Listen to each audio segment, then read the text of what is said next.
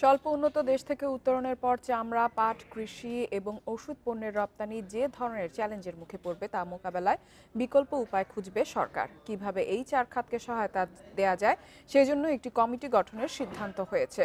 বুধবার মন্ত্রিপরিষদ সচিব সভাপতিত্বে এক বৈঠকে এমন সিদ্ধান্ত নেওয়া হয়। বৈঠকে বিভিন্ন মন্ত্রণালয় ও বিভাগের সচিবরা উপস্থিত ছিলেন। এর আগে চামড়া ও চামড়াজাত পণ্য, পাটজাত পণ্য, কৃষি ও প্রক্রিয়াজাত পণ্য এবং ওষুধ পণ্যে দেয়া সুবিধা পর্যালোচনা করতে একটি কমিটি গঠন করেছিল অর্থ মন্ত্রণালয়ের অর্থ বিভাগ। কমিটি এরই মধ্যে প্রতিবেদন দাখিল করেছে। প্রতিবেদনে ভারত, চীন, ভিয়েতনাম ও ইন্দোনেশিয়া প্রতিযোগিতা সক্ষমতা বৃদ্ধির জন্য কী সুবিধা দিচ্ছে তা পর্যালোচনা করা হয়েছে।